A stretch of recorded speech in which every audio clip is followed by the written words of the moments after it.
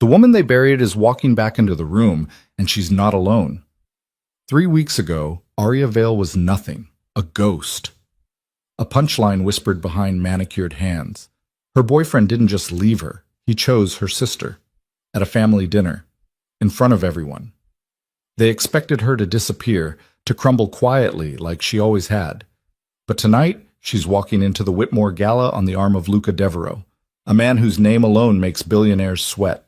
If you want to see how a broken woman becomes untouchable, stay until the end. Drop a like and comment with your city.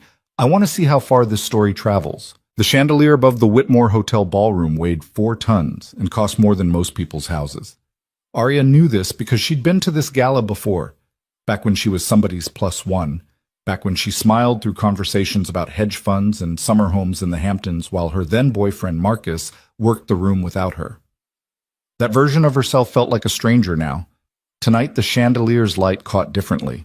It wasn't warm anymore. It was sharp, glittering off champagne flutes and diamond earrings and the thin veneer of civility that people like this wore better than their clothes. Arya stood at the top of the entrance stairs, one hand resting lightly on Luca Devereaux's arm. She didn't grip, didn't cling, just existed there, poised, like she'd done this 1,000 times. She hadn't. "Breathe," Luca murmured without looking at her. His voice was low, steady, the kind of tone that didn't ask. It commanded. "You're doing fine." "I'm not doing anything yet," Arya said. "Exactly. That's the point." The room stretched out below them, a sea of black tuxedos and silk gowns, wealth dressed up as elegance. Somewhere in that crowd, Marcus was watching. She didn't need to see him to know. She could feel it, the same way you feel eyes on you in a dark parking lot. And her sister, Caroline. Sweet, delicate Caroline, who'd looked Arya in the eye 3 weeks ago and said, "He was never really yours." Arya's jaw tightened.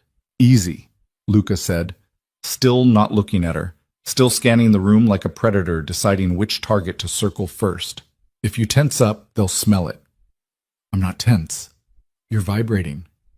She exhaled slowly, forced her shoulders down. He was right. She hated that he was right. Luca moved, and she moved with him, descending the stairs in sync. Heads turned. Of course they did. Luca Devereaux didn't attend events. He arrived at them. 6'3", sharp-jawed, dark-eyed, dressed in a suit that probably cost more than Arya's entire wardrobe. He was the kind of man people wrote think pieces about, the kind who could dismantle a company with a phone call and still make the evening news look boring. And tonight, for reasons Arya still didn't fully understand, he'd chosen to be here with her. They reached the floor. A waiter appeared instantly, offering champagne. Luca took 2 glasses, handed one to Arya without breaking stride. "You don't have to drink it," he said. "Just hold it. Gives your hand something to do." "I know what champagne is for." "Do you?" She shot him a look. He almost smiled. Almost. "There," he said, tilting his head slightly to the left. 11 o'clock. Marcus just saw you." Arya's heart kicked against her ribs. She didn't look. Not yet. "And?" she said.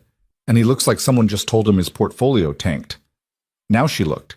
Marcus stood near the bar, mid-conversation with 2 men in navy suits, but he wasn't listening to them anymore.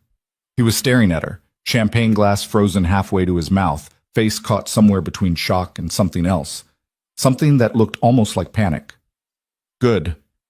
Arya turned away before he could recover, let her gaze drift across the room like she hadn't noticed him at all, like he was wallpaper. "How do you feel?" Luca asked. "Like I might throw up." "That's normal." "Is it?" You're about to rewrite 3 years of history in under 2 hours. I'd be worried if you weren't nauseous."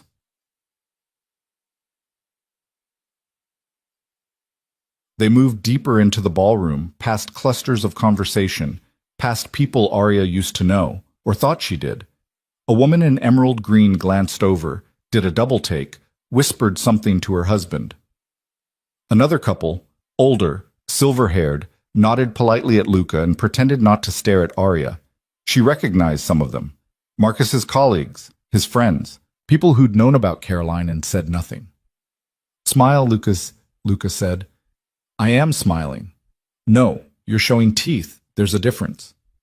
Arya adjusted, softened, let the corners of her mouth lift just enough to suggest amusement, not desperation. Better, Luca said. Now let's make them work for it. He guided her toward a group near the windows, 3 women and 2 men, all mid-40s, all draped in the kind of confidence that came from generational wealth. Arya didn't know them personally, but she knew the type. Marcus used to call them the core, the people who decided who mattered. Luca, one of the men said, extending a hand. Didn't expect to see you here. Robert, Luca shook his hand once, firm, then released. I don't usually do charity events. Made an exception. Robert's eyes flicked to Arya. I see. This is Arya Vale, Luca said. Not my date. Not my guest. Just her name, delivered like a fact. Arya extended her hand. Robert took it, and she felt the slight hesitation, the recalculation happening behind his eyes. Pleasure, he said. One of the women, blonde, 50s, sharp-eyed, leaned in slightly. Arya Vale. Why does that name sound familiar? Arya's stomach dropped. She's a photographer, Luca said smoothly. Editorial work, mostly. You've probably seen her name in Vogue or Harper's. A lie. A clean, confident lie. Arya had done freelance work, yes, but nothing that would land her in those publications. Not yet. But the woman nodded slowly, like she was placing it now. Of course. I thought so. The conversation shifted. Someone asked Luca about a merger. Another person mentioned a yacht in Monaco. Arya stood there, champagne in hand, and played her part, laughing at the right moments, nodding when appropriate, saying almost nothing. And it worked, because the less she said, the more they leaned in. 10 minutes later, Luca excused them. They drifted toward the edge of the ballroom, where the crowd thinned and the noise softened. You did well, he said. I barely spoke. Exactly. You let them fill in the blanks. That's power. Arya took a sip of champagne. It tasted expensive and empty. I don't know how you do this. Practice. That's not an answer. Luca stopped, turned to face her fully for the first time since they'd arrived. His expression was unreadable, but there was something in his eyes. Not pity, not sympathy. Something sharper. You want the real answer, he said. Yes. I stopped caring what they thought the moment I realized they were all terrified of being irrelevant. Once you see that, the rest is just performance. Arya stared at him. That's bleak. It's honest. Before she could respond, a voice cut through the space between them. Arya. She turned. Marcus. He stood a few feet away, hands in his pockets, trying to look casual and failing. Up close, he looked older than she remembered. Tired. His hair was shorter, his jaw tighter, and there were lines around his eyes that hadn't been there 3 weeks ago. Or maybe they had. Maybe she just hadn't been looking. Marcus, she said. Her voice came out steady, neutral, like she was greeting a stranger. He glanced at Luca, then back at her. Can we talk? We are talking. Alone. Luca didn't move, didn't say anything, just stood there, a silent wall of expensive fabric and unspoken threat. Arya felt her pulse quicken, but she kept her face smooth. I don't think that's necessary. Marcus's jaw worked. Arya, please. No. The word hung in the air between them, sharp and final. Marcus blinked. I said no. He stared at her, and for a moment she saw something crack in his expression. Confusion. Hurt, maybe. Like he'd expected her to fold to give him the closure he thought he deserved. She didn't owe him that. Enjoy your evening, Arya said, and turned away. Luca fell into step beside her, and they walked toward the terrace doors without looking back. Behind them, Marcus stood frozen, and the room watched. Outside, the air was cooler, cleaner. Arya leaned against the stone railing and closed her eyes, letting the night settle over her. That, Luca said, was perfect. It didn't feel perfect. It wasn't supposed to feel like anything. That's the point. Arya opened her eyes. The city stretched out below them, lights flickering like scattered stars. He looked so small. She nodded. Good, Luca said. Let him sit with that. They stood in silence for a while. Somewhere inside, the gala continued. Laughter, music, the soft clink of silverware on porcelain. Out here, it was just the two of them and the sound of traffic far below. Can I ask you something? Arya said. Go ahead. Why are you doing this? Luca didn't answer right away. He leaned against the railing beside her, close enough that she could feel the warmth radiating off him, but not touching. Because I know what it's like, he said finally. To be underestimated. To have people assume you're less than you are because they need you to be. And I don't like it when people get away with that. Arya looked at him, really looked. There was something beneath the tailored suit and the controlled demeanor, something raw and unfinished. She didn't know what it was yet, but she felt it. Thank you, she said. Luca glanced at her. Don't thank me yet, the night's not over. What do you mean? He pushed off the railing, straightened his cuffs.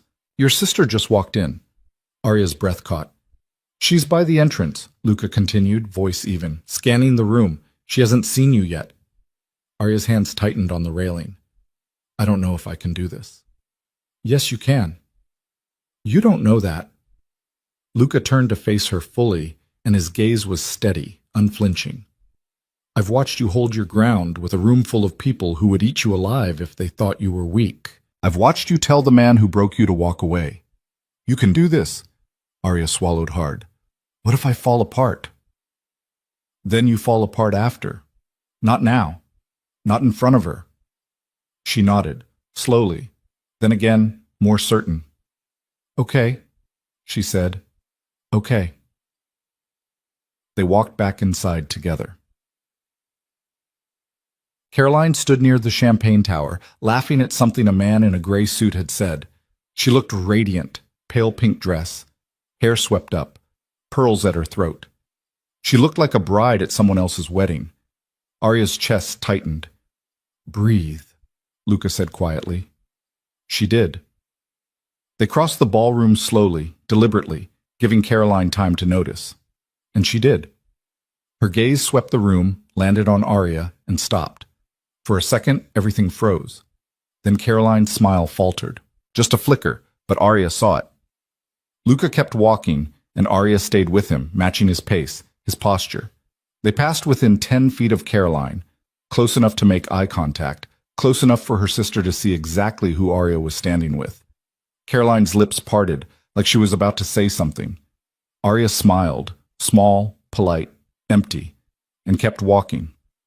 Behind them, Caroline stood still, her champagne glass trembling slightly in her hand. Luca leaned in as they moved toward the dance floor. How do you feel? Shaky. You don't look it. Good. The orchestra started a waltz. Couples drifted onto the floor, movements practiced and precise. Luca extended a hand. Dance with me. Arya hesitated. I'm not very good. Neither am I. That's not the point. She took his hand. He led her onto the floor, one hand at her waist, the other holding hers with surprising gentleness. They moved together, slow and careful, finding a rhythm that didn't quite match the music but worked anyway. Everyone's watching, Arya murmured. Let them. She glanced over his shoulder. Marcus stood near the bar, jaw tight, eyes locked on them. Caroline hovered near the entrance, her date forgotten, staring. And for the first time in 3 weeks, Arya didn't feel like the punchline. She felt like the answer. You're smiling, Luca said. Am I? Yeah, a real one this time. Arya met his eyes. They were dark, unreadable, but there was something warm beneath the surface, something almost kind. Thank you, she said again. You keep saying that. I mean it. The song ended. Applause rippled through the ballroom. Luca released her slowly, and they stepped apart, the space between them suddenly too wide. Come on, he said. Let's get some air. They slipped through the crowd, out onto a smaller balcony overlooking the gardens. The music faded to a murmur. The night pressed in, cool and quiet. Arya leaned against the railing, let her head fall back, stared at the sky. No stars, just city light bleeding into the dark. I keep waiting for it to hit, she said. For what to hit? The anger, the hurt. I thought I'd see them and just break, but I didn't. I don't feel anything. Is that bad? She thought about it. I don't know. Luca was quiet for a long moment. Then, maybe you've already processed it. Maybe that's why you're here. Or maybe I'm just numb. Or maybe you're stronger than you think. Arya turned to look at him. You don't know me. I know enough. Like what? He held her gaze. I know you could have stayed home tonight, could have let them win, but you didn't. That's not numbness, Arya, that's choice.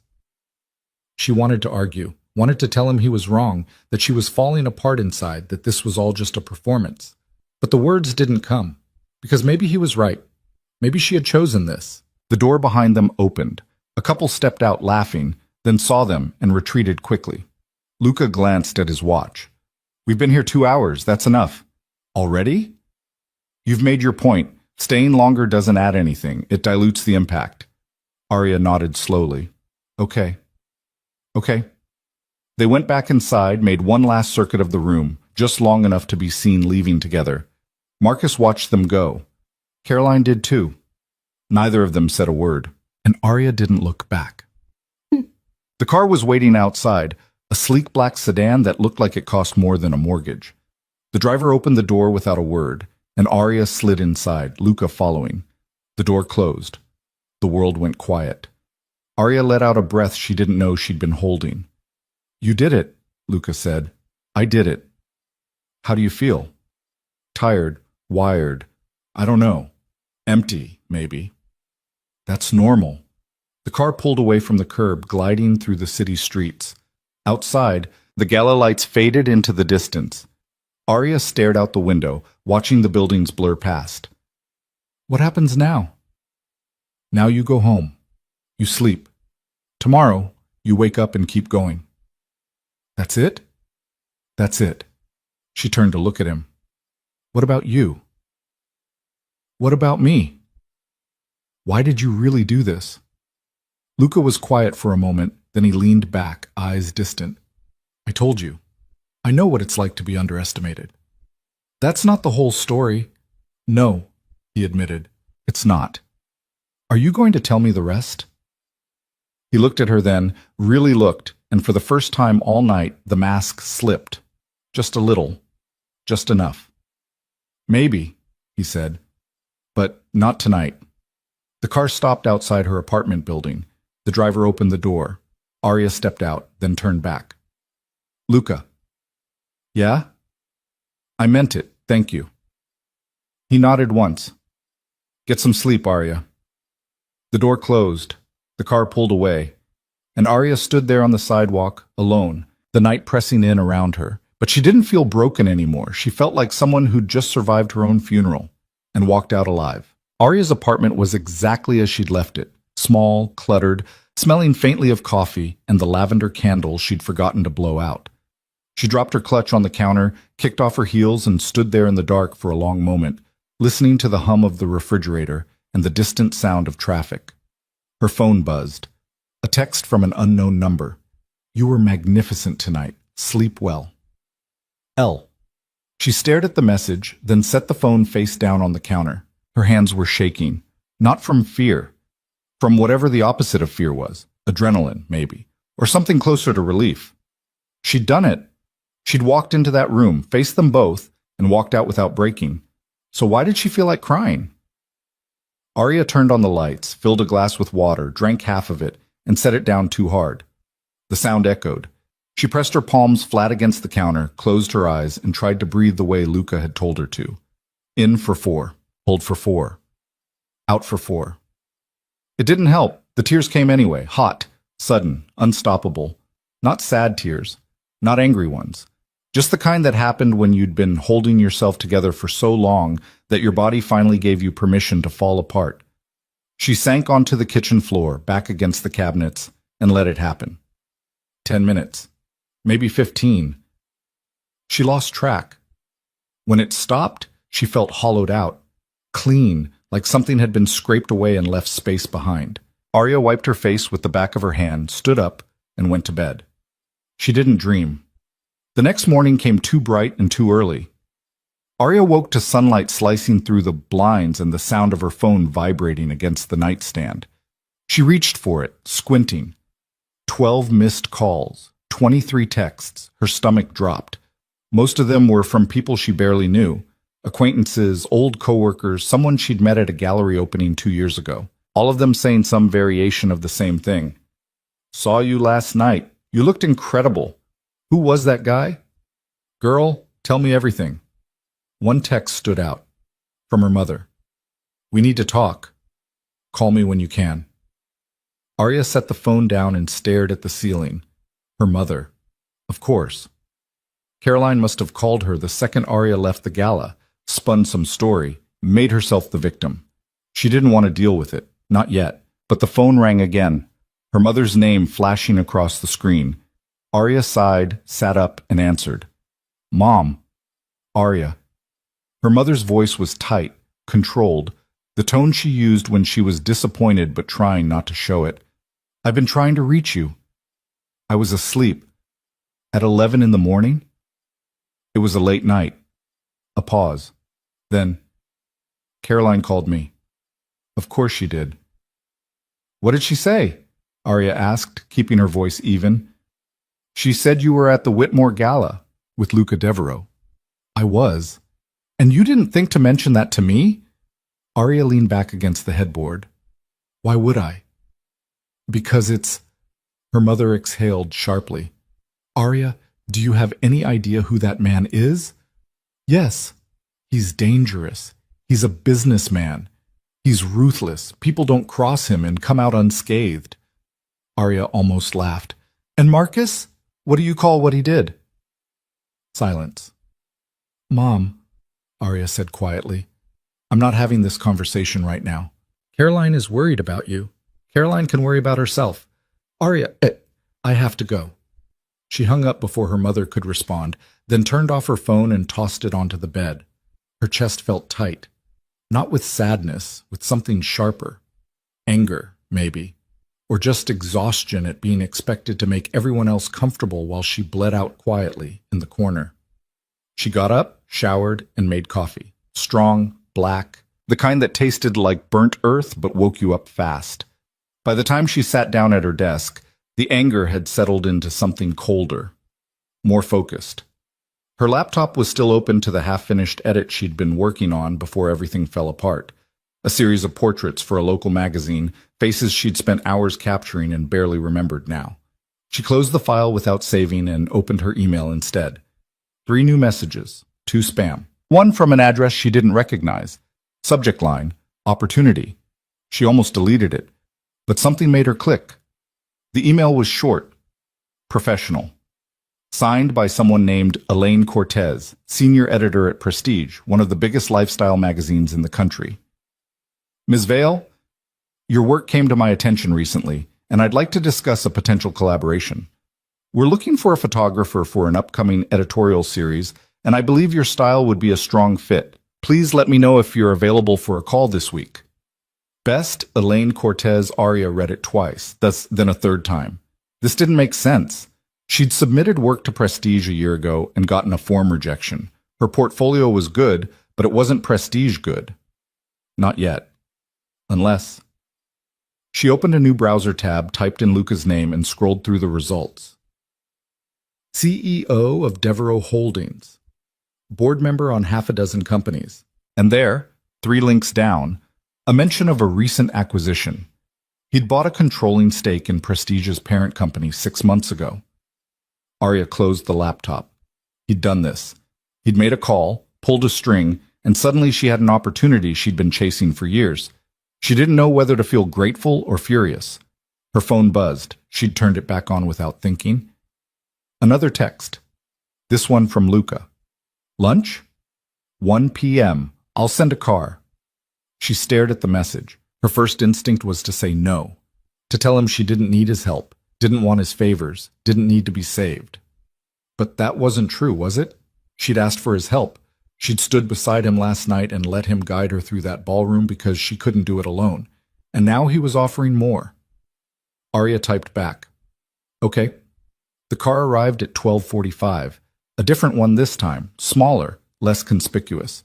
The driver didn't speak, just nodded when she got in and pulled smoothly into traffic. They drove for 20 minutes, winding through the city until they reached a part of town Arya didn't recognize. Narrow streets, old buildings, the kind of neighborhood that looked like it belonged in a different century. The car stopped outside a small restaurant with no sign, just a number on the door. The driver opened her door. Mr. Devereaux is inside. Arya stepped out and the car pulled away. The restaurant was dim, quiet, with only a handful of tables. Luca sat in the back corner, facing the door, a glass of water in front of him. He stood when she approached. "You came," he said. "You knew I would." "I hoped." They sat. A waiter appeared, set down menus, and disappeared. Arya folded her hands on the table. "You got me that job." Luca didn't deny it. "I made an introduction. What you do with it is up to you. That's not how it works, isn't it? You don't just introduce someone to the senior editor at Prestige and call it a favor. You own the company.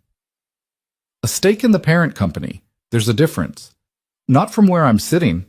Luca leaned back, studied her. "Are you angry?" "I don't know what I am." "Then let me clarify. I didn't tell Elaine to hire you. I told her to look at your work. She made the decision herself." "Because you asked. Because your work is good." Arya shook her head. "You don't know that. You've never seen my portfolio. I looked it up this morning." She blinked. "You... what?"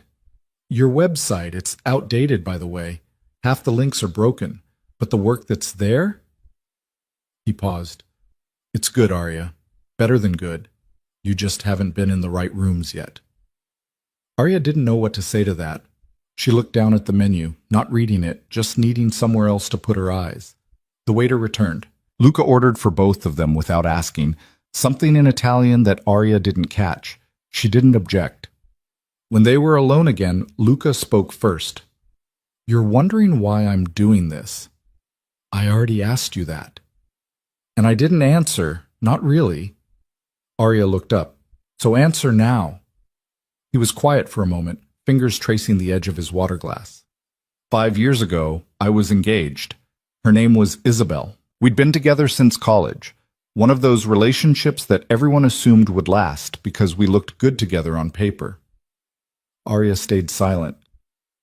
"She left me 2 weeks before the wedding," Luca continued, "for my business partner, someone I'd known for a decade, someone I trusted."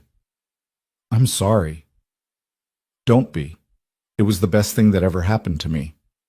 Arya frowned. "How?" "Because it taught me that loyalty is a performance until it's tested, and most people fail the test." He met her eyes. "But the ones who don't? They're worth everything." "And you think I'm one of those people?" "I think you could be." The food arrived, some kind of pasta, delicate and expensive looking. Arya picked up her fork, set it down again. "I don't understand you," she said. "Good. Keep it that way." "That's not an answer. It's the only one I have right now." They ate in silence for a while. The food was good, better than good, but Arya barely tasted it. Her mind was still stuck on what he'd said, on Isabel, on the idea that someone like Luca Devereaux had ever been vulnerable enough to be left. "Can I ask you something?" she said finally. "Go ahead." "Do you regret it? Letting her in?" Luca set down his fork, considered the question.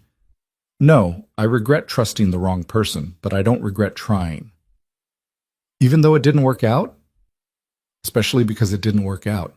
If it had, I'd still be the same person I was before. And I didn't like that person very much." Arya absorbed that. "What changed?" "I stopped waiting for people to see my value. I started showing them." "And that worked?" "Eventually." He leaned forward slightly. "But it took time. And it took deciding that I'd rather be feared than pitied." "Is that what you want? To be feared?" "No, I want to be respected. Fear is just the fastest way to get there." Arya looked at him, really looked. There was something underneath the polished exterior, something raw and unfinished that he kept locked down tight. She recognized it because she had the same thing. "I don't want to be like that," she said quietly. Like what? Hard, cold, untouchable. You won't be. How do you know? Because you're here, because you're questioning it. People who turn cold don't ask themselves if they're turning cold. They just do it and justify it later. The waiter cleared their plates, offered dessert. Luca declined for both of them. When they were alone again, Arya spoke. Marcus called me this morning, left a voicemail. Luca's expression didn't change. Did you listen to it? No. Good. I thought about it, though. Also normal. Is it? Arya, you spent 3 years with him. You don't just turn that off overnight, no matter how badly he hurt you. But listening to the voicemail won't change anything. It'll just give him space in your head he doesn't deserve. She knew he was right, but part of her still wanted to hear it, wanted to know what Marcus had to say, what excuse he'd come up with, whether he sounded sorry or just inconvenienced. What if he apologizes, she asked. Then he apologizes. That doesn't mean you have to accept it. And if he wants me back? Luca's jaw tightened almost imperceptibly. Do you want him back? No, but then it doesn't matter what he wants. Arya looked down at her hands. Her nails were chipped. She'd been biting them again without realizing it. I keep thinking about the moment I found out, she said, about him and Caroline. We were at my parents' house for Sunday dinner. He was late, said he got held up at work. But Caroline was already there, and she kept looking at him across the table with this expression I couldn't place. And then my mom made some joke about when they were going to give her grandkids, and Marcus just froze. And I knew. How? Because he didn't look at me. He looked at her. Luca's expression darkened. What did you do? I didn't say anything. I finished dinner. I helped my mom clean up. I smiled and made small talk and pretended everything was fine. And then when we got back to his apartment, I asked him point blank. And he didn't even deny it. What did he say? He said it just happened. Like it was something that fell out of the sky and landed on both of them, and they had no control over it. She laughed bitterly. He said he didn't mean to hurt me. They never do. And Caroline, she cried. She said she never wanted it to happen either, but they couldn't help how they felt. Like their feelings mattered more than the fact that they lied to me for 6 months. 6 months? Arya nodded. That's how long it had been going on. Half a year of family dinners and holidays, and me thinking everything was fine while they were... She stopped, swallowed hard. I'm an idiot. No, you're someone who trusted the wrong people. That's not the same thing. Feels the same. Luca reached across the table, and for a second Arya thought he was going to take her hand, but he didn't. He just tapped the table once, gently, pulling her attention back. Listen to me, he said. What they did says everything about them, and nothing about you. You didn't miss signs because you're stupid. You missed them because you're not wired to think like they are. And that's a good thing. Arya's throat tightened. Doesn't feel like a good thing. It will, eventually. They left the restaurant an hour later. The car was waiting outside, but Luca waved it off. Walk with me, he said. They walked. No destination, just movement. The streets were quieter here, tree-lined and old. Arya's heels clicked against the pavement. She should have worn different shoes. Tell me something, Luca said after a while. Like what? Something true. Something you haven't told anyone else. Arya thought about it. I'm scared. Of what? That I'll wake up one day and realize I'm still the same person I was before. That nothing's changed, that I'll fall back into the same patterns and end up right where I started. Luca stopped walking, turned to face her. That won't happen. You don't know that. Yes, I do, because you're asking the question. People who fall back don't see it coming. They just drift. You're paying attention. That's the difference. Arya wanted to believe him, but belief felt too much like hope, and hope felt too much like setting herself up to be disappointed. They kept walking. The sun was lower now, casting long shadows across the sidewalk. Somewhere nearby, a dog barked. A car horn echoed. Can I ask you something? Arya said. Sure. What do you get out of this? Helping me? Luca didn't answer right away. When he did, his voice was quieter than before. I get to watch someone become who they're supposed to be instead of who they were told to be. That's rare, and it's worth paying attention to. Arya didn't know what to say to that, so she said nothing. They walked until the sun started to set, and then Luca called the car. "I'll see you soon," he said as she got in. "When?" "When you're ready." The car pulled away, and Arya watched him in the side mirror until he disappeared around a corner. That night, she listened to Marcus's voicemail. She told herself she wouldn't, told herself it didn't matter, but curiosity won out, and she pressed play. His voice was rough, uncertain, nothing like the confident tone he used to use. "Arya, it's me. I don't know if you'll even listen to this, but I had to try. I saw you last night, and I need you to know I'm sorry. I know that doesn't fix anything, but it's true. I was a coward, and I hurt you, and you didn't deserve that. You deserved better. You deserve better." A pause. "I don't expect you to forgive me.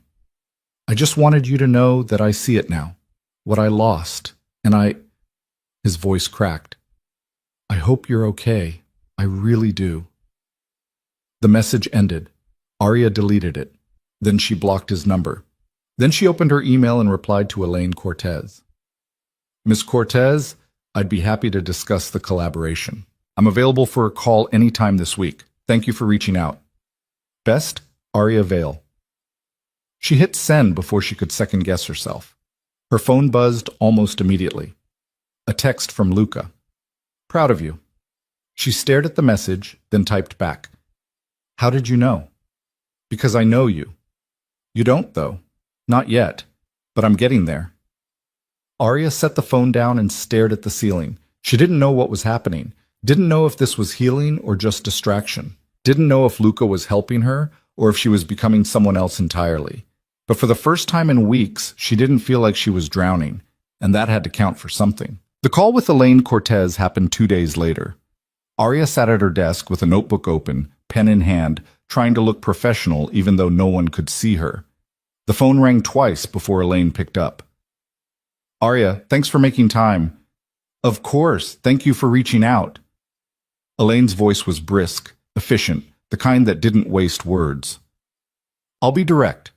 We're doing a 12-page spread on women redefining success in unconventional industries. I need someone who can capture vulnerability without making it look weak. Your portraits do that." Arya's hand tightened on the pen.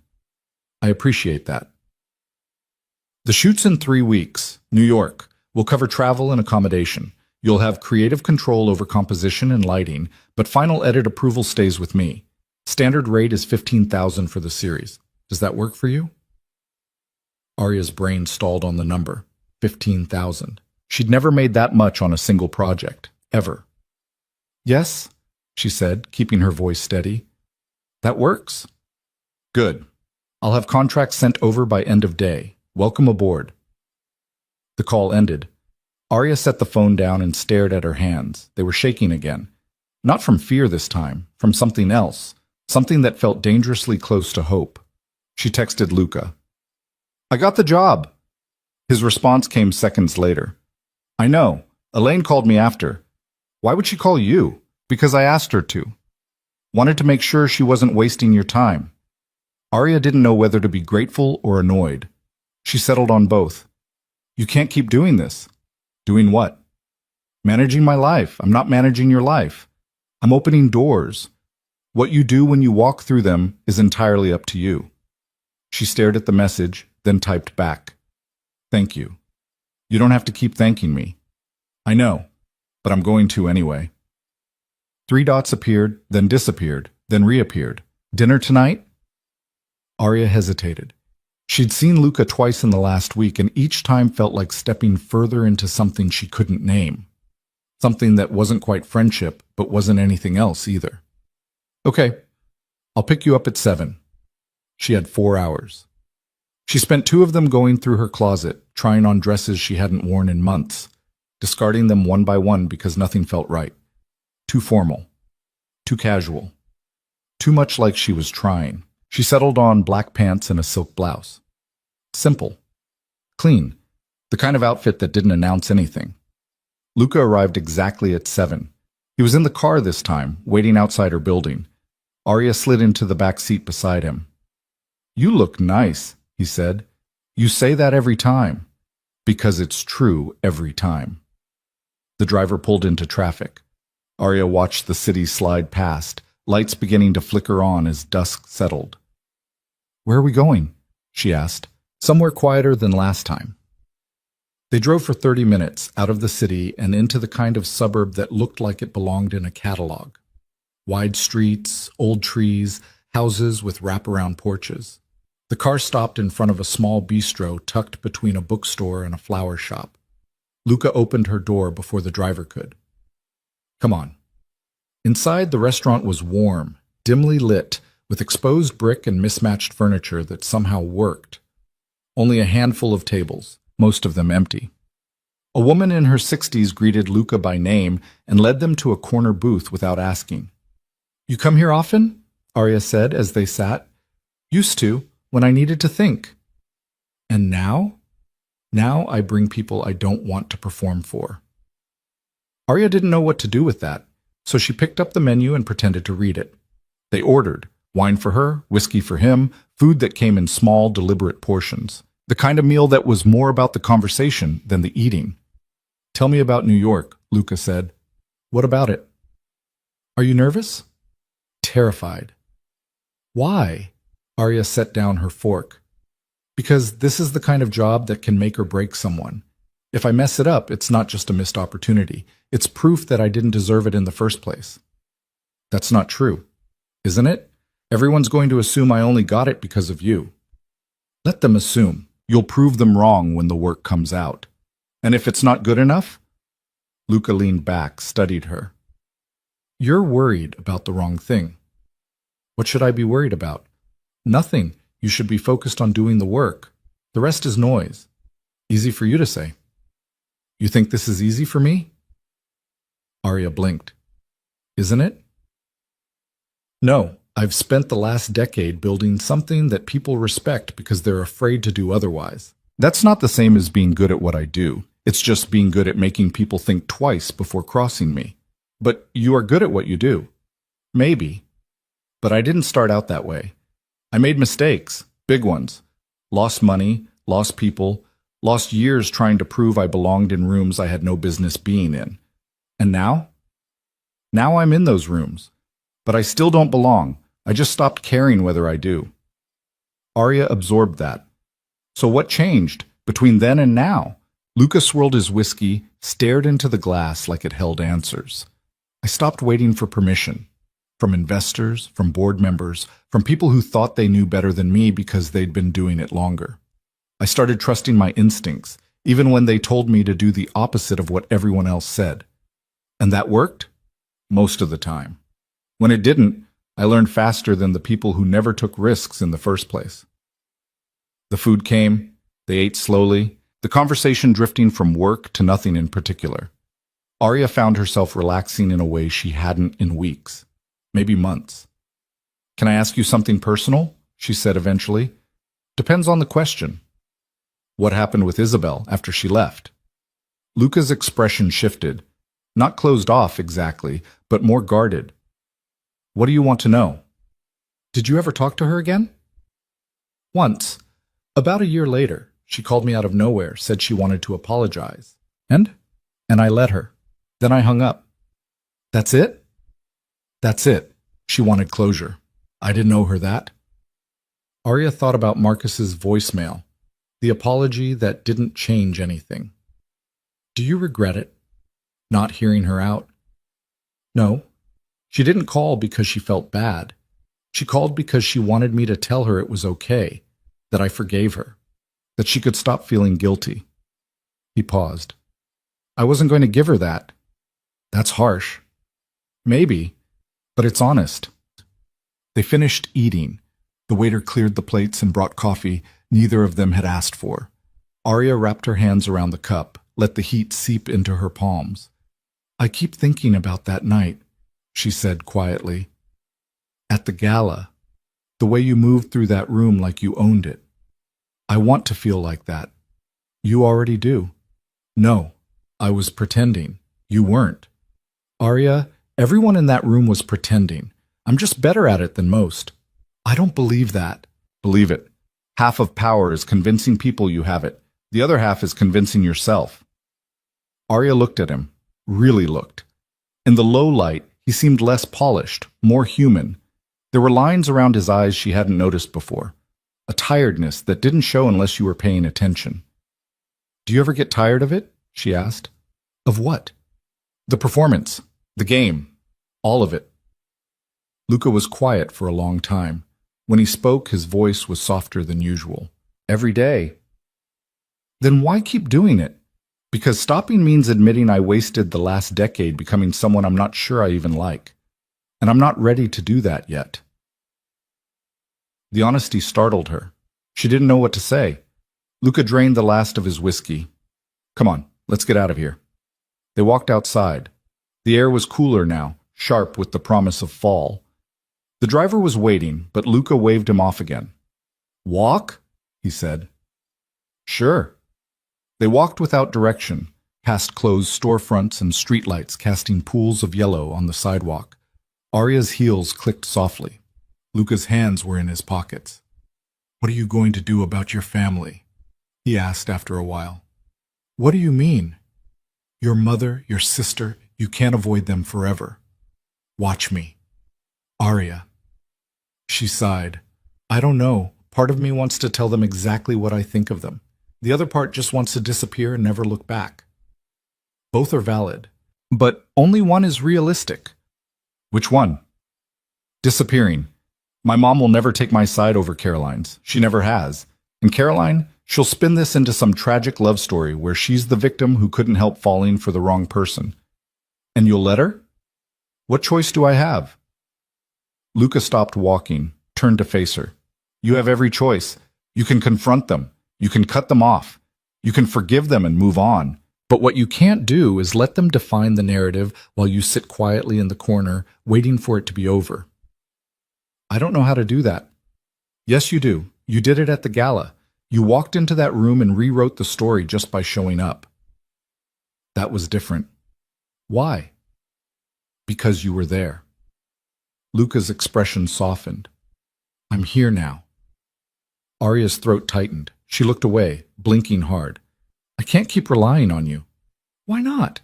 Because eventually you'll leave, or you'll get tired of this, of me, and I'll be right back where I started. That's not going to happen. You don't know that. I do, actually, because I don't do anything halfway, and I don't invest time in people I don't believe in. Arya met his eyes. There was something there, something raw and unguarded that she hadn't seen before. It scared her. Not because it was dangerous, but because it was real. What do you want from me? She asked quietly. Luca didn't answer right away.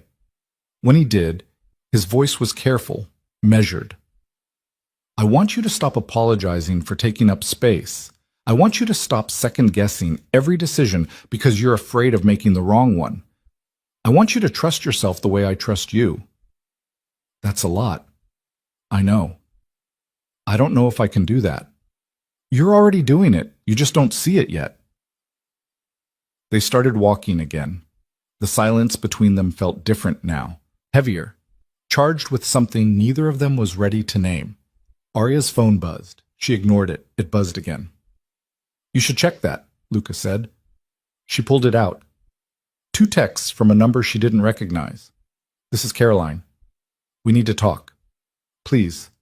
I know you're angry, but I'm still your sister. Arya stared at the messages, her chest tightening. What is it? Luca asked.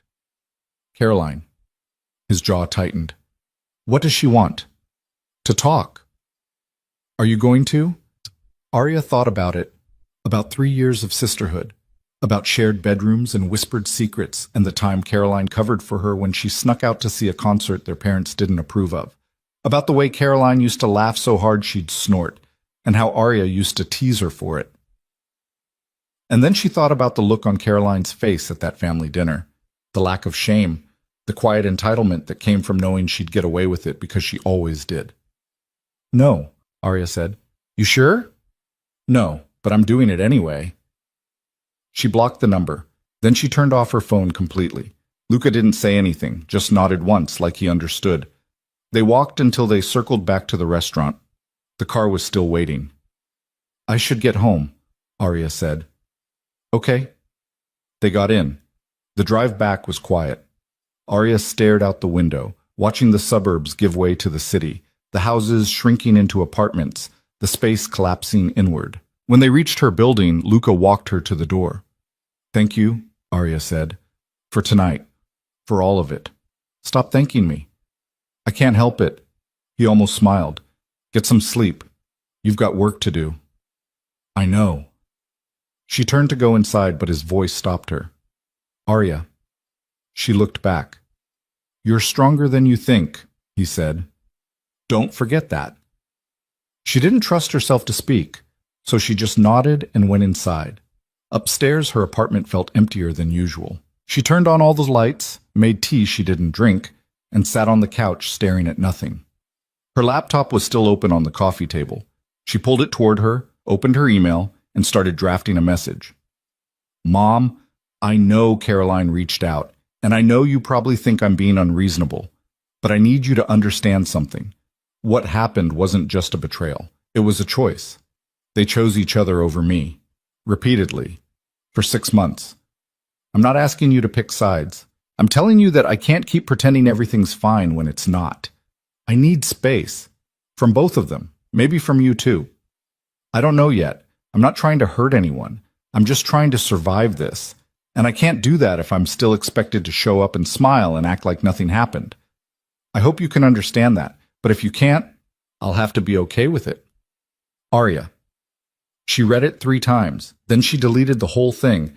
Some conversations didn't need to happen yet. Maybe they never would. Instead, she opened a new document and started sketching out ideas for the New York shoot. Lighting concepts, composition notes, questions she wanted to ask the subjects. She worked until 2 in the morning, until her eyes burned and her back ached and her brain finally quieted enough to let her sleep. The next 3 weeks passed in a blur.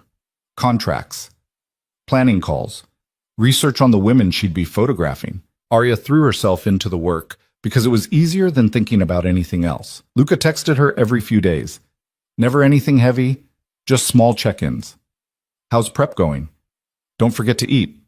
You're going to kill this." Arya saved every message, even though she didn't know why. 2 days before she was supposed to leave for New York, her mother called. Arya almost didn't answer, but something made her pick up. "Mom, Arya." Her mother's voice was strained, tired. "We need to talk." "I don't think we do. Please, just listen." Arya sat down on the edge of her bed. "I'm listening." Her mother took a shaky breath. "Caroline told me everything about Marcus, about how long it's been going on. I didn't know, Arya. I swear I didn't know. Would it have mattered if you did? Of course it would have. Would it? Because you've spent the last 3 weeks defending her.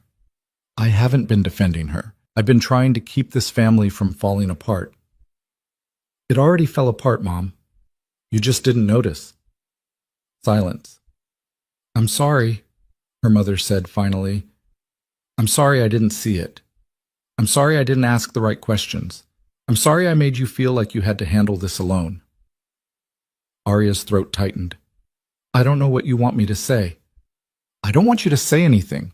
I just want you to know that I see it now. What they did. What I did by not standing up for you." "Okay. Okay?" "I heard you. I don't know if it changes anything, but I heard you." Her mother was quiet for a long moment. "Are you coming to Thanksgiving?" "I don't know." "Will you think about it?" "Maybe." "That's all I'm asking." They hung up. Arya sat there for a while, staring at the wall, trying to figure out how she felt. She didn't feel better, but she didn't feel worse either. Progress, maybe.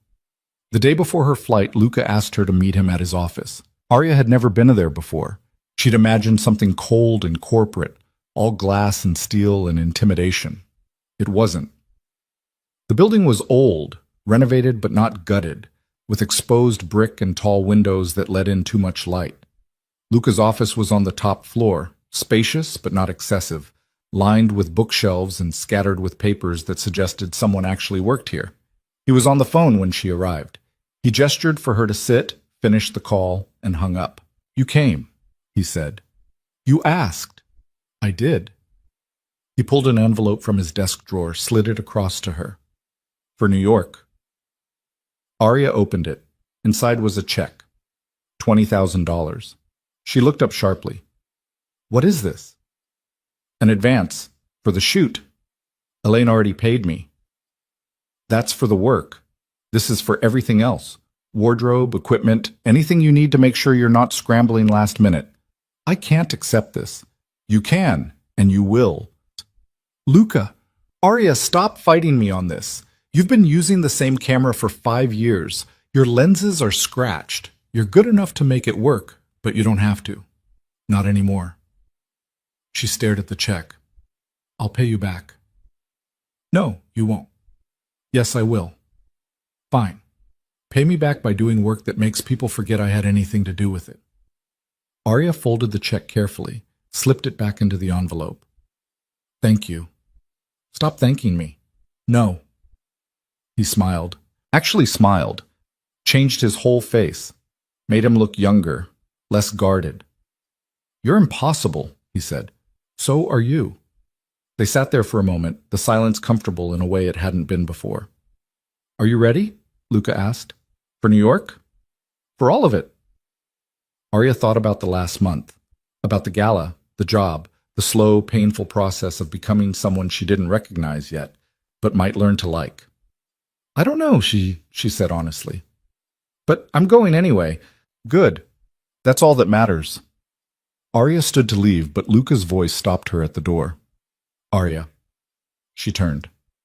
"You're going to be great," he said. "Don't let anyone convince you otherwise, not even yourself." She nodded, not trusting her voice, and left. The next morning, she boarded a plane to New York with new equipment, a contract in her bag, and a feeling she couldn't quite name lodged somewhere between her ribs. It felt like the beginning of something, or maybe the end of something else. Either way, she was ready. New York hit Arya like cold water. The noise, the speed, the sheer density of people moving, like they all had somewhere more important to be. She'd visited before, but never like this. Never with a purpose that felt bigger than herself. The hotel Elaine had booked was in Midtown, sleek and anonymous, the kind of place where everyone looked like they were passing through. Arya checked in, dragged her suitcase to the 11th floor, and stood in the middle of the room staring at the 2 white walls and wondering what she'd gotten herself into. Her phone buzzed. "Luca. You land okay?" "Yeah. Just got to the hotel." "Nervous?" "Terrified." "Good. Means you care." She almost smiled. Almost. The shoot was scheduled for the next morning. 8 subjects over 3 days, each one carefully selected by Elaine's team. Arya spent the rest of the evening going over her notes, double-checking equipment, triple-checking lighting plans she'd already memorized. At some point, she realized she hadn't eaten. She ordered room service, a salad that came wilted and a sandwich that tasted like cardboard, and forced herself to finish half of it before giving up. Sleep didn't come easy. She lay in bed staring at the ceiling, listening to sirens and car horns and voices echoing up from the street below. At 2 in the morning, she gave up, grabbed her camera, and went for a walk. The city was different at night. Quieter, but not silent. The kind of quiet that hummed with potential energy. Arya walked until her feet hurt, shooting whatever caught her eye. A man sleeping on a subway grate. Graffiti on a shuttered storefront, the way streetlights reflected off wet pavement. By the time she got back to the hotel, it was almost 4. She showered, changed, and sat by the window watching the sky lighten from black to gray to pale blue. Her phone rang at 6:30. "Elaine." "Arya, you awake?" "Yeah." "Good. Studio's downtown. Car will pick you up at 7:30. First subject arrives at 9. "I'll be ready." "I know you will. See you soon." The call ended. Arya stared at her reflection in the bathroom mirror. She looked tired, wired, like someone running on adrenaline and stubbornness. Good enough. The studio was a converted warehouse in Brooklyn, all concrete floors and industrial lighting. Elaine met her at the door, 50s, sharp-eyed, dressed in black like she was attending a funeral or running an art gallery. Maybe both. Arya, good to finally meet you in person. They shook hands. Elaine's grip was firm, assessing. Luca speaks highly of you, Elaine said. He's biased. Maybe, but his instincts are usually good. She gestured toward the back of the studio. Your setup's over there. I'll leave you to it. First subject is Maya Chen, tech CEO, built her company from nothing, just got named to the Forbes 30 under 30. She's brilliant, but guarded. You'll have to work for it. Understood. Elaine left. Arya spent the next hour setting up lights, testing angles, adjusting reflectors until everything felt right, or as right as it was going to get. Maya arrived at 9 sharp, mid-20s, petite, dressed in a perfectly tailored suit that probably cost more than Arya's equipment. She had the kind of face that gave nothing away, polite but distant, like she'd done 1,000 interviews and learned to say nothing while appearing to say everything. Maya, thanks for doing this. Of course. Maya's handshake was brief, professional. Where do you want me? Arya gestured to the chair she'd set up near the window. Natural light filtered through, softened by sheer curtains. There. We'll start simple. See what feels natural. Maya sat, crossed her legs, folded her hands. Every movement precise, controlled. Arya raised the camera, took a few test shots. Maya's smile was perfect. Too perfect. Magazine ready. Empty. Can I ask you something? Arya said, lowering the camera. Maya's smile didn't waver. Sure. Why did you agree to this shoot? The smile faltered, just slightly. What do you mean? You don't need the publicity. You're already on Forbes. You've got investors lining up. So why sit for a spread about redefining success? Maya was quiet for a moment. Then she laughed, a real laugh, short and surprised. You're direct. I don't have time not to be. Fair. Maya uncrossed her legs, leaned back slightly. The Polish cracked just enough to show something underneath. Honestly, my PR team said it would be good for my image, show the human side or whatever. And is there one? A human side. I don't know anymore. Some days I think I traded it for the company. Arya raised the camera again. Tell me about that. Maya's expression shifted, not closed off, but thoughtful, uncertain. I haven't slept more than 4 hours a night in 3 years. I can't remember the last time I saw my family. I have 200 employees depending on me to make the right calls, and most days I'm just guessing and hoping I don't destroy everything they've worked for. Click. Arya caught it. The moment vulnerability slipped past the armor. But you keep going, Arya said. I keep going. Why? Because stopping means admitting I don't know what else I'd be without this. Click. Another one. Maya's eyes, distant and sharp at the same time. They worked for an hour. Slowly, carefully, Arya peeled back the layers until she found the person underneath the CEO. By the end, Maya's suit jacket was off, her hair slightly mussed, her expression open in a way it hadn't been when she walked in. Thank you, Maya said as she stood to leave. That was different. Good different? I think so. I'll let you know when I see the photos. The rest of the day followed the same pattern. Different subjects, same process. A single mother who'd built a nonprofit from her kitchen table. A former athlete who'd lost everything to injury and rebuilt herself as a coach. A writer who'd published her first novel at 50, after decades of rejection, each one guarded, each one carrying weight they'd learned to hide, and each one, eventually, letting Arya see it. By the time the last subject left, it was past 8. Arya's back ached, her eyes burned, but she felt alive in a way she hadn't in months. Elaine walked over as Arya started packing up her gear. How'd it go? Good, I think. Won't know for sure until I see the shots on a bigger screen. I want to see them tomorrow, raw files. Don't edit anything yet. Arya nodded. Okay. You did well today. I wasn't sure you would. Thanks for the vote of confidence. Elaine almost smiled. I don't do confidence. I do instinct. And my instinct says Luca was right about you. She left before Arya could respond. Arya finished packing, called a car, and headed back to the hotel. Her phone had 6 missed calls. 3 from a number she didn't recognize, 2 from her mother, 1 from Luca. She called him back. "How was day 1?" he asked. "Exhausting, terrifying.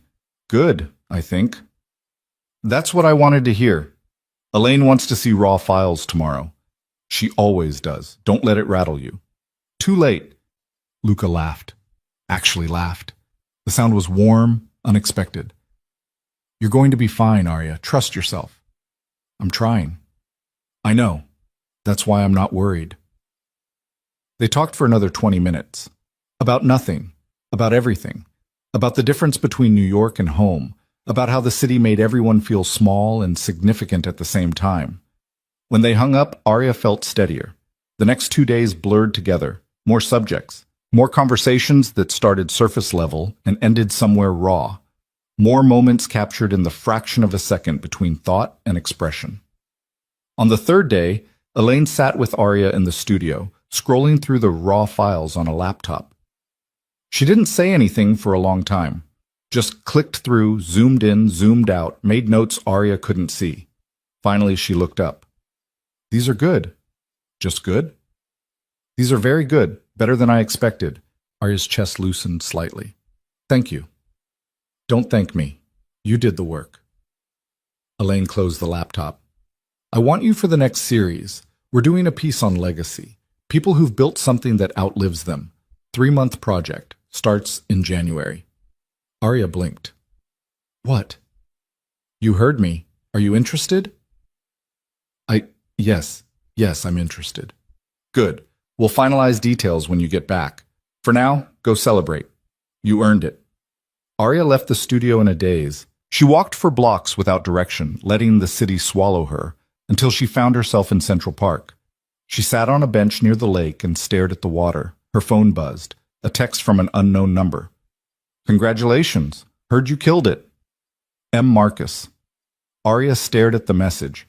He'd gotten a new number, found a way around the block. Of course he had.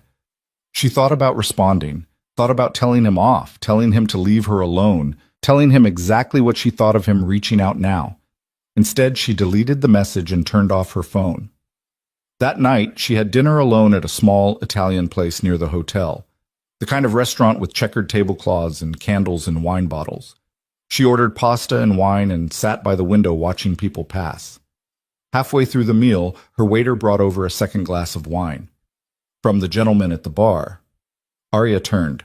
Luca sat 3 stools down, still in a suit, looking like he'd walked off a magazine cover. She stared. He raised his glass slightly. A question. Arya gestured to the empty chair across from her. Luca paid his tab and walked over. "Surprise. What are you doing here?" "I had meetings in the city. Thought I'd check in." "You flew to New York to check in?" "Among other things." He sat, signaled the waiter for a menu he didn't look at. "How are you feeling?" "Like I just survived something." "You did." "Elaine wants me for another project." "I know, she called me." "Of course she did." Luca smiled. "She's impressed. That's hard to do." Arya took a sip of wine. It was better than what she'd ordered. "Why are you really here?" "I told you. Meetings." "Luca." He was quiet for a moment. Then he leaned back, studied her in that way he had, like he was seeing past the surface to something underneath. "Because I wanted to make sure you were okay. And because I didn't want you to be alone when you finished something this big." Arya's throat tightened. "You didn't have to do that. I know."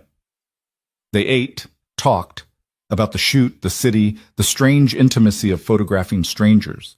Luca told her about his meetings, something to do with a merger that was falling apart because 2 CEOs refused to be in the same room. Arya told him about Maya, about the moment the armor cracked and something real showed through. "That's what you're good at," Luca said. "Finding the thing people try to hide. Is that a compliment?" "It's an observation, but yes." After dinner, they walked. No destination, just movement through streets that never fully slept.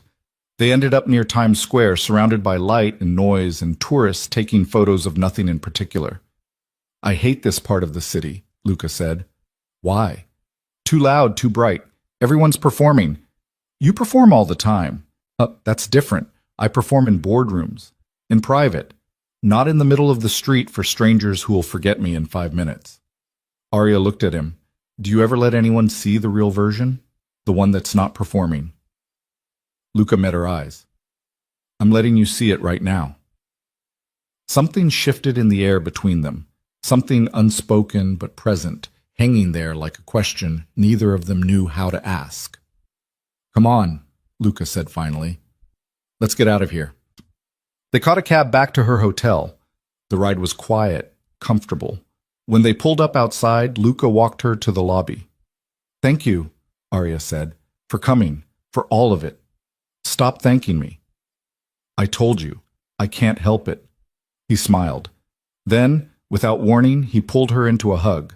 Not tentative, not performative, just solid and warm and steady.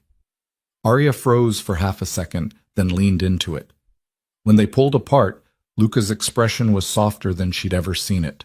You did something incredible this week, he said. Don't let anyone diminish that.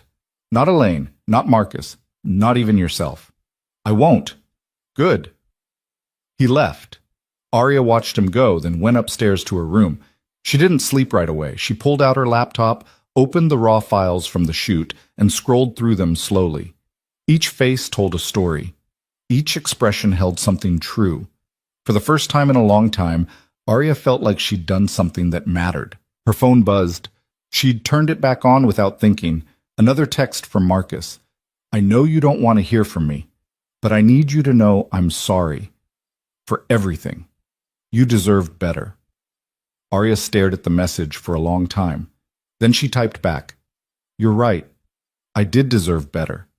I still do. Stop contacting me. She hit send, blocked the new number, and set the phone face down on the nightstand. The next morning, she flew home. The city looked different from the plane, smaller, more manageable. She had left feeling like she was running from something. She came back feeling like she'd run towards something instead. Luca's car was waiting at the airport. She hadn't asked for it, but she wasn't surprised. The driver took her home. Her apartment looked exactly the same, but she felt different walking into it, like she'd left as one person and come back as someone else. She unpacked, showered, and sat down at her desk. Her laptop chimed. An email from Elaine. Arya. Attached are the final selects from the shoot. You'll see your name in the credits when we go to print next month. Well done. We'll talk about the legacy project after the holidays. Take some time. You earned it. Arya opened the attachments, 12 images, each one sharper, more honest than she'd dared to hope. She'd done it. She'd actually done it. Her phone rang. Luca. Did you see Elaine's email? He asked. Just now. And I don't know what to say. You don't have to say anything. Just feel it. Arya closed her eyes, let herself feel it. The pride, the relief, the quiet certainty that she'd taken a chance and it had paid off. Thank you, she said softly. For what? For believing I could do this before I did. That's what I do, Luca said. I see potential people don't see in themselves, and I wait for them to catch up. They talked for a while longer, about next steps, about the holidays, about the fact that Arya still hadn't decided whether to go to Thanksgiving at her mother's. What do you think I should do? She asked. I think you should do whatever feels right, not what feels easy, not what makes everyone else comfortable, what feels right for you. And if I don't know what that is yet, then you wait until you do. After they hung up, Arya sat at her desk and stared at the images on her screen. Each face looked back at her, unflinching. She thought about Marcus, about Caroline, about her mother's phone call and the apology that didn't undo anything but existed anyway. She thought about the version of herself who'd walked into that gala a month ago, broken, invisible, desperate to prove she was still worth something. That version felt like a stranger now. Arya opened a new email and started typing. Mom, I've thought about Thanksgiving. I'm not ready to see Caroline yet. Maybe I won't ever be. But I'd like to see you, just us. If that's something you'd be open to, let me know. Arya. She hit send before she could second-guess herself. Then she opened her photo files and got to work. Because this was what moving forward looked like. Not perfect, not painless, just deliberate. And for now, that was enough. Her mother's response came 2 days later. Short, careful. I'd like that. Just us. How about the Saturday before Thanksgiving? I can come to you. Arya read it 3 times, looking for subtext, for hidden agendas, for the catch she was sure had to be there. But the message was what it was. Simple, direct, an offer that didn't demand anything in return. She texted back. Okay, Saturday at 2. The days leading up to it felt longer than they should have. Arya threw herself into work, editing the New York photos, responding to emails from Elaine about the Legacy project, updating her portfolio with images that finally felt like they represented who she was becoming instead of who she'd been. Luca called twice. They talked about nothing important, about the weather, about a documentary he'd watched, about the fact that Arya had started running in the mornings because sitting still made her restless. That's good, he said. Means you're rebuilding. Or avoiding. Maybe both. Doesn't make it less good. On Friday night, Arya cleaned her apartment for the first time in weeks. Not because it was dirty, but because she needed something to do with her hands. She scrubbed counters that were already clean, organized bookshelves that didn't need organizing, rearranged furniture that was fine where it was. By the time she finished, it was past midnight. She sat on the couch, stared at the too clean space, and wondered what she was supposed to feel. Saturday came gray and cold. Arya made coffee, burned toast, threw it away, and made more. She changed clothes 3 times before settling on jeans and a sweater. Casual, like this wasn't a big deal. It was a big deal. Her mother arrived exactly at 2. Arya watched from the window as she got out of her car, clutching her purse like a shield. She looked smaller than Arya remembered, older, tired in a way that had nothing to do with sleep. Arya opened the door before her mother could knock. Hi, Mom. Hi, sweetheart. They stood there for a moment, neither quite knowing what to do. Then her mother stepped forward and hugged her, quick, uncertain, like she wasn't sure she was allowed. Arya hugged back. It felt strange, familiar and foreign at the same time. Come in, Arya said. Her mother stepped inside, looked around like she was seeing the apartment for the first time, even though she'd been here before. It looks nice, different. I moved some things around. It's good, feels more open.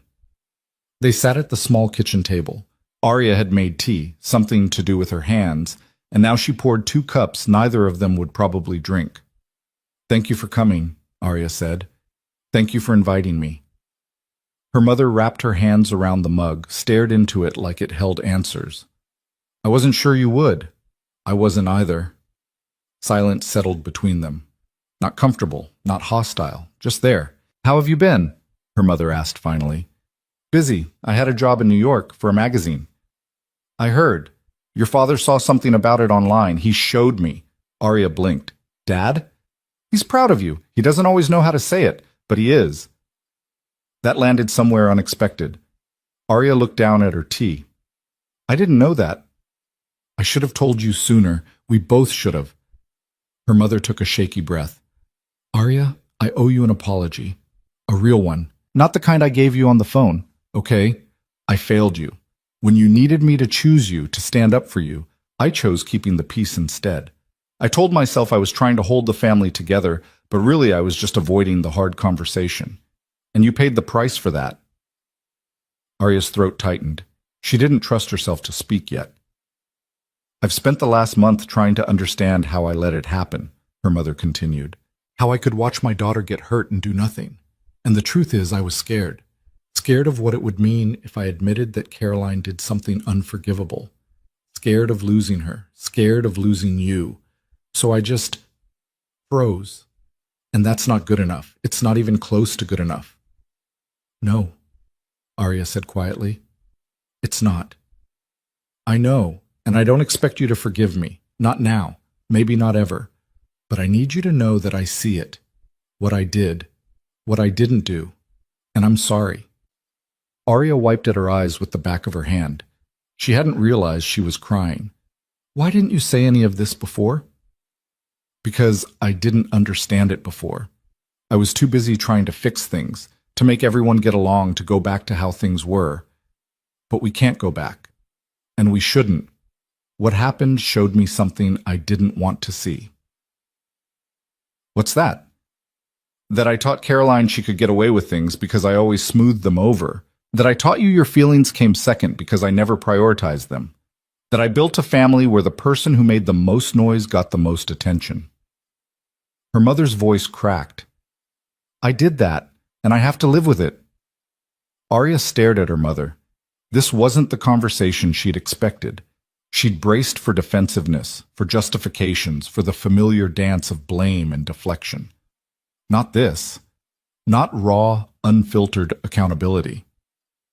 What about Caroline? Arya asked. Her mother's expression hardened slightly. What about her? Have you talked to her about all of this? I have. She's not handling it well. Good. Her mother almost smiled. She keeps saying it wasn't her fault, that she didn't mean for it to happen, that she never wanted to hurt you. But she did it anyway. Yes, she did.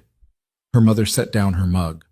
I told her I wasn't going to mediate between you two, that if she wanted to make things right, she had to do it herself, and that I wasn't going to pressure you into forgiving her just to make family gatherings less awkward.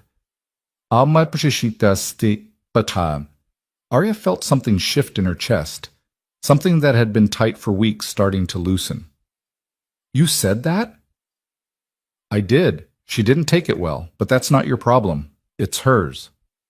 They sat with that for a moment. Outside, a car alarm went off. Someone shouted. The world kept moving, indifferent to the small, painful work happening in this apartment. I don't know if I can forgive her, Arya said. Or you, not yet. I understand. But I want to try, eventually, with you. I don't know about her. Her mother nodded. That's fair. More than fair. I need you to understand something, though. What's that? This can't happen again. If Caroline does something, if anyone does something, I need to know you'll have my back. Not the family's back, not the peace. Mine. You have my word. Words are easy, Mom. I know. So watch what I do, not what I say. Arya believed her, or at least she wanted to, and maybe that was enough for now. They talked for another hour, about small things, about Arya's work, about her mother's book club, about the fact that her father had finally fixed the porch light he'd been promising to fix for 2 years. Normal things. The kind of conversation they used to have before everything fell apart. When her mother left, they hugged again. Longer this time, less uncertain. I love you, her mother said. I love you too. It wasn't fixed, not completely, but it was something. After her mother left, Arya sat on the couch and let herself feel it. The grief, the relief, the strange, complicated hope that maybe some things could be rebuilt even after they'd been shattered. Her phone buzzed. Luca, how did it go? Better than I expected. Harder than I wanted. That sounds about right. She apologized. A real one. Good. She should have. I don't know what happens next. You don't have to know yet. Arya smiled at the screen, typed back. Are you busy tomorrow? Depends. Why? I want to take you somewhere. A pause. Then, okay. Where? It's a surprise. I don't like surprises. You'll like this one. The next day was Sunday. Arya picked Luca up at noon, driving the beat-up sedan she'd inherited from her father and barely used. Luca folded himself into the passenger seat, looked around at the fast food wrappers on the floor and the cracked dashboard, and raised an eyebrow. This is your car? Don't judge me. I'm not judging. I'm observing. Same thing. Not even close. They drove out of the city into the kind of countryside that felt impossibly far from skyscrapers and noise, even though it was only 40 minutes away. Rolling hills, farms, roads that curved for no reason other than to curve. Where are we going? Luca asked. You'll see. You know I hate not knowing things. I know. That's why I'm not telling you. He almost smiled. You're enjoying this. More than I should. They drove until the GPS said they'd arrived. Arya pulled into a gravel lot beside an old barn that had been converted into something between a gallery and a workshop. A hand-painted sign out front read, Westfield Art Collective. Luca looked at it, then at Arya. What is this? A place I used to come. Before everything. Before Marcus, before New York, before I forgot why I started taking photos in the first place. She got out. Luca followed. Inside, the barn smelled like wood and paint and coffee. The walls were covered with work from local artists, paintings, sculptures, photographs, and mismatched frames. A woman in her 60s sat behind a desk in the corner, reading a paperback with a cracked spine. She looked up, saw Arya, and grinned. Well, look who finally remembered where she came from. Hi, Ruth. Ruth stood, pulled Arya into a hug that smelled like lavender and cigarettes. It's been too long, kid. I was starting to think you'd gone Hollywood on me. Not quite, just New York. Same difference. Ruth turned to Luca, looked him up and down with the kind of unfiltered assessment only old women and small children could get away with. And who's this? This is Luca. Luca, Ruth. She taught me everything I know about composition. And clearly you forgot most of it, Ruth said, but she was smiling. She stuck out a hand. Luca shook it. Nice to meet you, he said. We'll see about that. Ruth gestured around the barn. Arya tell you about this place? Not really. Typical, she never could take a compliment. Ruth looked at Arya. Your stuff's still up in the back corner. Haven't had the heart to take it down. People still ask about it. Arya's chest tightened. Really? Really? Come on. I'll show your fancy friend what you used to do before you got too good for us. They followed Ruth to the back of the barn. There, on a small section of wall, were 6 photographs Arya had taken 3 years ago. Black and white. Local faces, a farmer, a waitress, a mechanic. People no one would look twice at, captured in moments of unguarded humanity. Luca stopped in front of them. Didn't say anything, just looked. These are good, he said finally. They're old. They're still good. Ruth snorted. Told you. But she wouldn't listen. Too busy chasing big city validation. I wasn't chasing anything, Arya said. Sure you weren't. Ruth patted her arm. I'm glad you came back, kid. Even if it's just for a visit. She left them there, went back to her desk and her paperback. Arya and Luca stood in front of the photos. The barn was quiet except for the creak of old wood and the distant sound of wind outside. Why did you bring me here? Luca asked.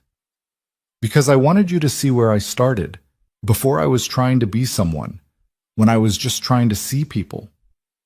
And you stopped? I got distracted. By Marcus, by trying to fit into his world, by thinking I needed to be someone different to matter. But you came back. I'm trying to. Luca turned to look at her. Do you know why I really helped you? Why I showed up at that gala? Why I made the introduction to Elaine? Why I keep answering the phone when you call? Arya shook her head. Because when I met you, you reminded me of something I'd forgotten. That the best work, the work that actually matters, comes from people who haven't lost themselves yet, or who are trying to find themselves again. He gestured to the photos. This is who you are, not the gala, not the magazine spreads. This, seeing people who get overlooked and making them unforgettable. Arya's throat tightened. I don't know if I can be that person and also be successful.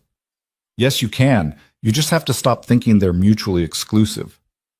They left an hour later. Ruth made them promise to come back, made Arya promise to bring new work, made Luca promise not to turn Arya into someone she wasn't.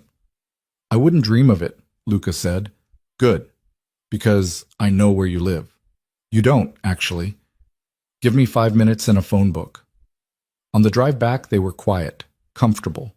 The sun was setting, turning the sky orange and purple and gold. Thank you, Luca said. For what? For letting me see that. Most people don't show me where they came from. They just show me where they want to go. Maybe they don't think you'd care. Maybe. Or maybe they're afraid I'll see something they don't want me to see. Are you seeing something? Luca looked at her. Yeah. I'm seeing someone who's braver than she thinks she is, and who's going to be just fine. Arya's hands tightened on the steering wheel. She didn't trust herself to respond. They drove in silence until they reached the city. Arya dropped him off at his building, watched him walk inside, and sat there for a moment before driving home. Thanksgiving came and went. Arya spent it with her father, just the two of them, Chinese takeout, and a football game neither of them cared about. He didn't ask about Caroline, didn't ask about Marcus. Just told her he was proud of her and meant it. It was enough.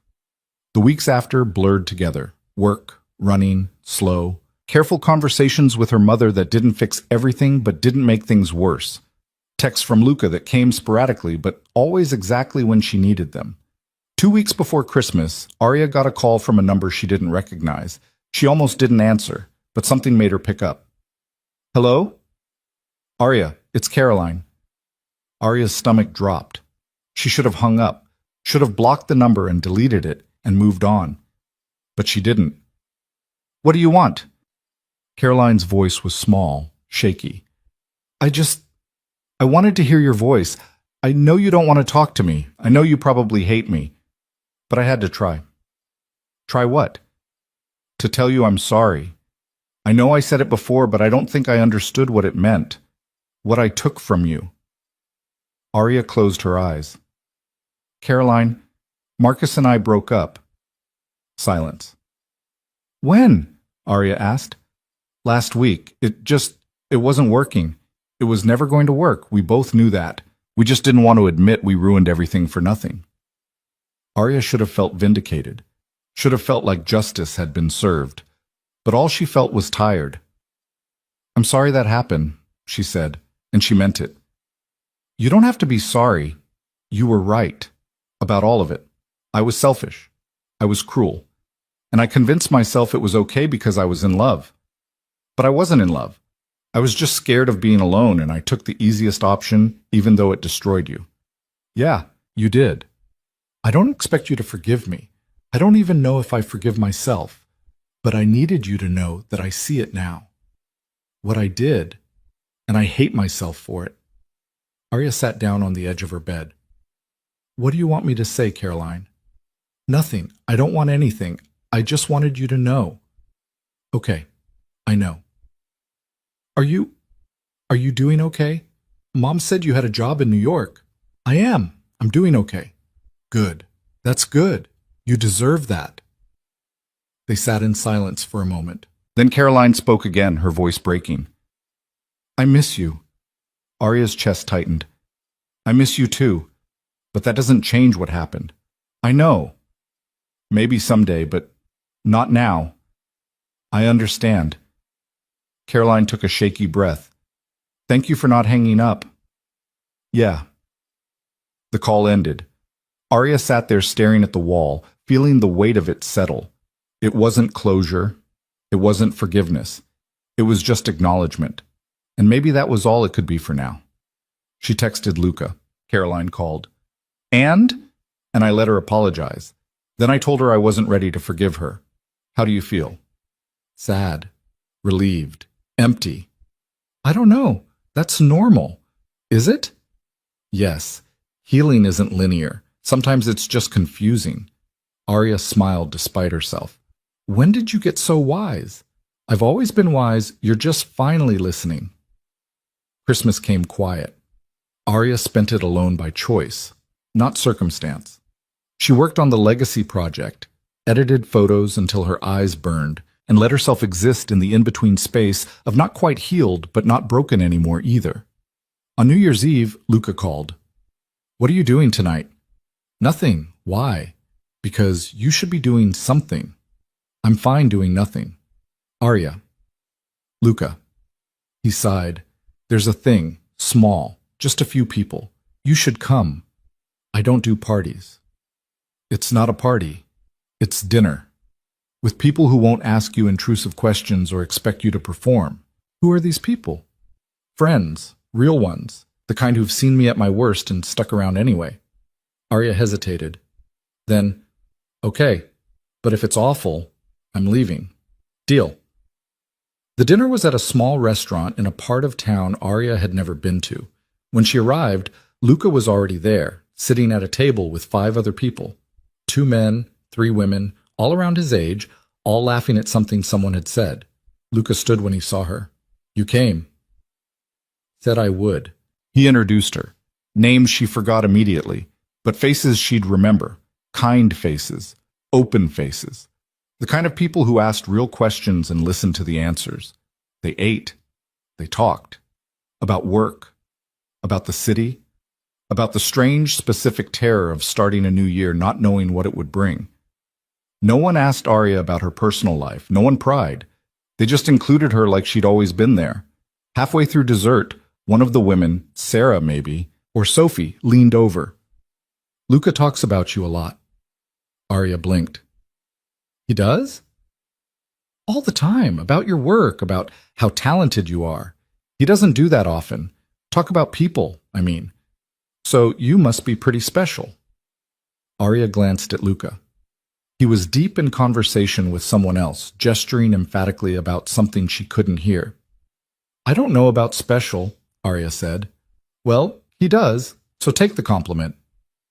At midnight, they stepped outside. Someone had brought champagne. They counted down together, strangers and friends, and everyone in between, and when the new year arrived, Arya felt something shift. Not fixed, not complete, just different. Luca walked her to her car after. Thank you for coming, he said. Thank you for inviting me. They liked you. How do you know? Because Sarah asked if you were single, and when I said I didn't know, she told me I should find out. Arya's heart stuttered. And are you finding out? Luca looked at her, really looked. The kind of look that felt like a question and an answer at the same time. I don't know, he said quietly. Are you ready for me to? Arya thought about it, about the last few months, about who she'd been and who she was becoming, about the fact that for the first time in a long time, she didn't feel like she was waiting for someone else to decide her worth. Ask me in a few months, she said. Luca smiled. Okay, I will. He hugged her. She hugged back. And when they pulled apart, something between them had shifted. Not resolved, just acknowledged. Arya drove home through empty streets, watching fireworks explode in distant corners of the sky. She thought about Marcus, about Caroline, about her mother and her father, and all the people who'd shaped her into someone she'd had to unbecome before she could figure out who she actually was. She thought about Luca, about Ruth, about the women in New York who'd let her photograph them at their most vulnerable. She thought about the fact that healing wasn't a straight line, that some days she still woke up angry, that some days she missed the version of herself who didn't know betrayal was possible. But mostly, she thought about the fact that she'd survived, that she'd walked into a room full of people who'd tried to erase her and walked out stronger, that she'd taken the worst thing that ever happened to her and used it as fuel instead of letting it consume her. 3 months later, Elaine called. The spread's running next week. I'm sending you an advance copy. Thank you? Don't thank me. This is your work. You earned every bit of it. The magazine arrived 2 days later. Arya opened it slowly, carefully, like it might disappear if she moved too fast. There, across 12 glossy pages, were the women she'd photographed, each face raw and real and unforgettable. And at the bottom of the first page, in small print, photography by Arya Vale. She stared at it until the words blurred. Then she called Luca. It's here. I know. I'm looking at it right now. And it's everything I knew it would be. I couldn't have done it without you. Yes, you could have. You just would have gotten there slower. Arya laughed. Actually laughed. You're impossible. So you keep telling me. I mean it, though. Thank you. You're welcome. Now stop thanking me and celebrate, Sats. How? However you want. This is your moment. Own it. Arya hung up. She stared at the magazine for a long time. Then she got in her car and drove to her mother's house. Her mother opened the door, saw the magazine in Arya's hands, and started crying. I'm so proud of you, she said. I know. They stood there for a moment, then her mother pulled her inside. That night, Arya posted one of the photos online. Not for validation, not for attention, just because it felt right. The comments came fast, hundreds of them. From people she knew and people she didn't. From photographers she admired and strangers who'd stumbled across her work. One comment stood out. From Marcus. This is incredible. You always had this in you. I'm sorry I never saw it. Arya stared at it for a long time. Then she deleted it without responding. Because he was right. She had always had it in her. She just needed to lose everything to find it again. 6 months later, Arya stood in a gallery in Brooklyn, surrounded by her work. The Legacy project had turned into something bigger. A full exhibition, her first solo show, her name on the wall in letters big enough to matter. Luca stood beside her, hands in his pockets, looking at a photograph of an elderly woman who'd spent 50 years building a library in a town no one had heard of. You did it, he said. We did it. No, you did it. I just opened the door. Arya turned to look at him. Are you ready for me to answer your question yet? Luca's expression shifted. What question? The one you asked me on New Year's. He went still. Are you? I think so. You think so? I'm ready to try, if you are. Luca smiled. Not the controlled, measured smile he gave to boardrooms and business partners. The real one. The one that made him look younger and more uncertain and completely human. Yes, he said. I'm ready. He took her hand. She let him. And for the first time in a long time, Arya felt like she was exactly where she was supposed to be. Not because someone else had chosen her, but because she'd chosen herself. And then she'd chosen him. The exhibition ran for 6 weeks. People came, critics came. Elaine came and told Arya she wanted to talk about a book deal. Caroline sent flowers. Arya didn't throw them away. She just let them sit on her kitchen counter until they wilted. A reminder that some things could be beautiful and painful at the same time. Her mother came to the opening. So did her father. They stood in front of the photos, holding hands, and didn't say much. But they didn't need to. On the last day of the exhibition, Arya stood alone in the gallery after hours, just her and the work and the silence. She thought about the woman she'd been a year ago, the one who'd believed her worth was tied to someone else's perception of her, the one who'd let betrayal define her instead of refine her. That woman was gone. In her place was someone stronger, not perfect, not unbreakable, just someone who'd learned that the worst thing that could happen to you wasn't the end of your story. It was just the beginning of a different one. Arya turned off the lights and walked out into the night. She didn't know what came next. But for the first time, that didn't scare her, because she'd learned the most important lesson of all. You don't move on from betrayal by erasing it. You move on by becoming someone it can't touch anymore. And Arya had done exactly that. She'd become untouchable. Not because she'd hardened, but because she'd learned her worth wasn't up for debate. And that made all the difference.